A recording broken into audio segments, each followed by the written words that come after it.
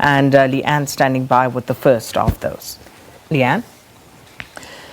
All right, thanks very much, Sakina. Interesting and rather disturbing as well is the story we're going to look at now. The Legal Resource Centre appeared in the Ventersdorp Magistrate's Court. This was on Friday, representing a case of kidnapping, rape and torture against the Ventersdorp Stock Theft Police Unit in the Northwest. The case involves a man from Snakepark in Soweto who was allegedly abducted, beaten and then sexually assaulted by the police. The incident has also been reported to the Human Rights Commission. We've got Edwin Makwati, a researcher in Legal Resource Centre, joining us here on the programme, as well as a familiar face. You know him well, David van Wyk, friend of Morning Live, lead researcher from Benchmarks Foundation, who is the whistleblower in this case. Thank you, both of you, for joining us here to talk about such an important story. David, I'm going to just begin with you. Obviously, this is a very sensitive story, but how did this land on your desk? Well, you see, we've got monitors in communities where there are mines, and we've trained these monitors to report on issues in their communities around mining and so on. But on the Friday, the 14th of November, Tiny Dlamini called us in and said there's a very serious case in her community. And I went there on Saturday, the 15th, and she took me to the shack of a pastor.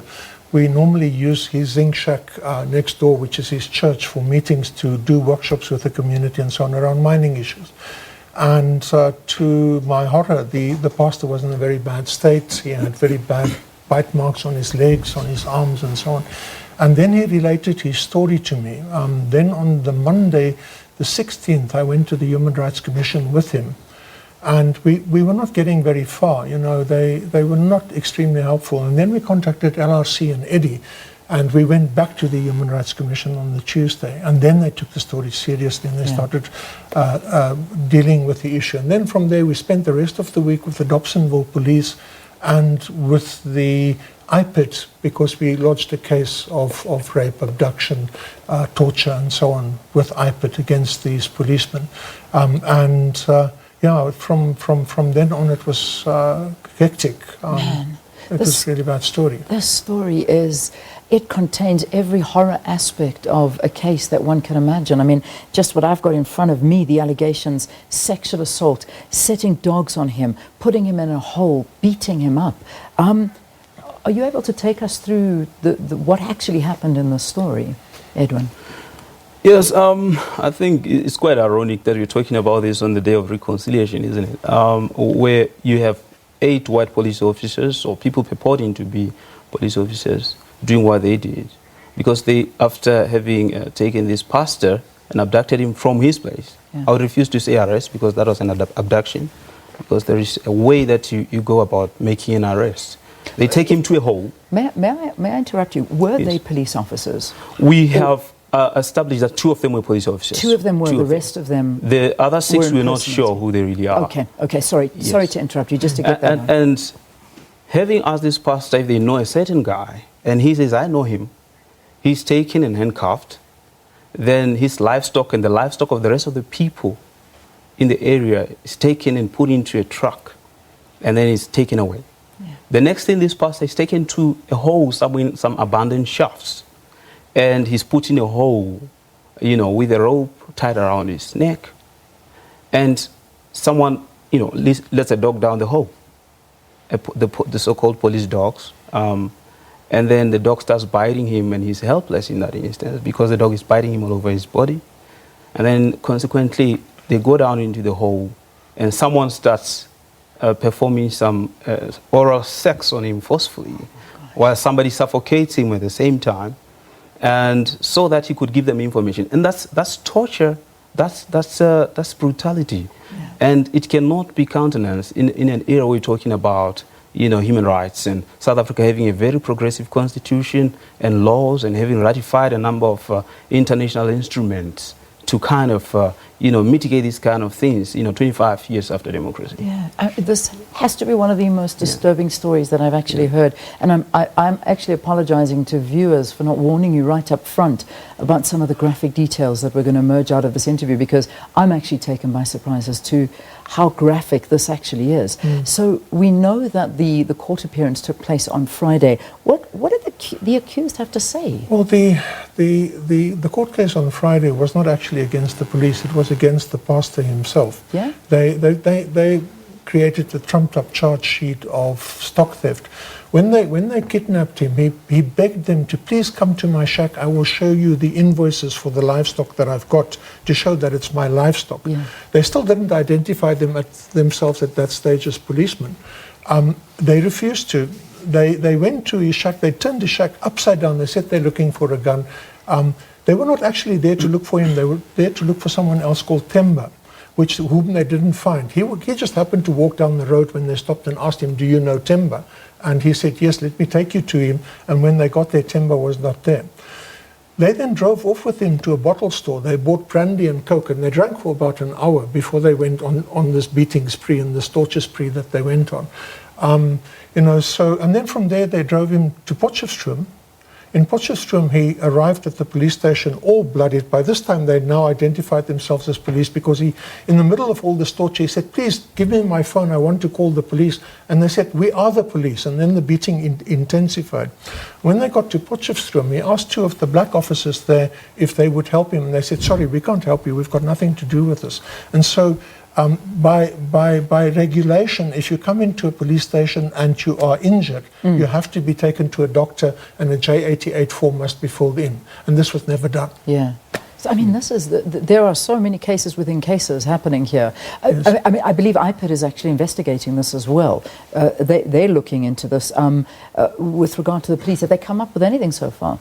That is one appalling aspect of this case, because IPID, having gotten to know about this case at least about 3 weeks ago or so, have not done anything yet that is can be of substance to investigate the case.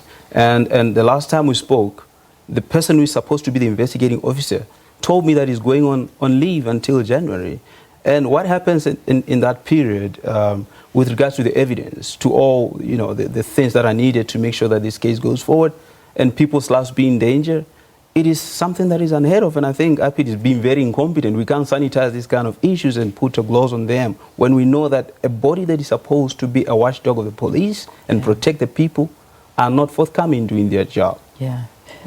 I need to bring the race aspect into this because, this is something that we obviously need to look towards. I mean, from what we understand, it's a case of white men acting against a black man.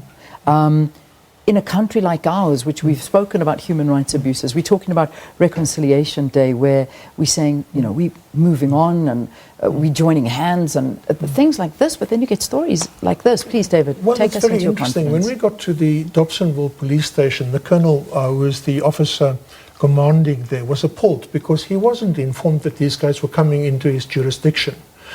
If you come from another jurisdiction into another one and you're coming to do a case or an investigation, you have to inform the local police commander. This was never done. It was done without his knowledge.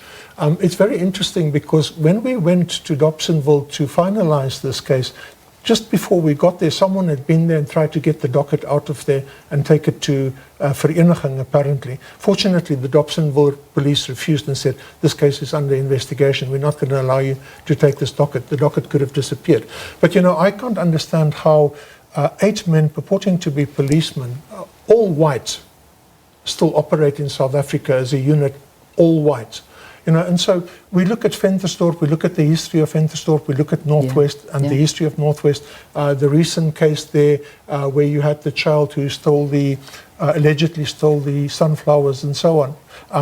So one is really, really worried about the lack of transformation in rural areas like Ventersdorp in this country. Yeah. I mean, you have to look at these stories and you've got to look at them in a very, very serious light, something that they deserve. Yeah. Do you get stories like this quite often? I mean, this I imagine is one of the most gruesome stories that you've had put on your desk of late. But I mean, in South Africa, how often do events like this happen? I tell you, Leon, these cases happen quite a lot, but only a few are reported. Probably the cases that are reported don't even make 1% of all the cases that actually happen on the ground. As a researcher, I go around a lot, I talk to the communities, and many of them, actually I was talking to one also this morning, do not even know that what the police are doing on them is wrong. you're talking to traumatized people who do not even know their rights. Yeah. And only the people, wearing suits and ties can talk about rights. And the people in the rural areas, Ventersdorp, Free State especially. I mean, we could talk about the Colini incident as well. Those are very drastic and sordid cases. Yet, when you look at the statistics of the IPID, there are about 270 cases this year of torture reported. Where are the prosecutions? Yeah. There's never been one single prosecution since the Prevention and Combating of Torture of Persons Act of 2013 was promulgated. And that causes concern to say, are we now not the gatekeepers of our oppression of the people and the subjugation and continuous oppression of the people who are the invisible people of this country? We're talking about the oppressed, the marginalized, the impoverished people of the townships and those working in the farms. Nobody cares about what's happening there. And I think it's now high time the government comes to the party in ensuring that everyone's rights are vindicated. Oh, gentlemen, I'm loath to wrap the interview, but I have to. We have another one coming up. Just very quickly, where to from here? What's the scenario? Well, I think that as the Benchmarks Foundation, we're very concerned because this is one of the communities that we are working in and we cannot step away from it. Also as the Council of Churches, we cannot step away from it. So I think that it's very, very important that we pursue this case and that we actually see that justice gets done. I think we need South Africans to step up and say, if we are going to rescue this country, we have to actually work together to get these things sorted out and to see justice done. Thank you for talking to us. We will follow this as closely as we possibly can. Thank you for taking it on and updating us on the story. Edwin Makwati is a legal researcher at the Legal Resource Centre, and David van Wyk, lead researcher from Benchmarks, talking to us about a case of a man from Snakepark who was beaten up and sexually assaulted by 4 white police officers from the Ventersdorp police station in the northwest. It was actually 8 white men, but we're still trying to determine whether or not they were actually police officers or not. All right, let's take a break.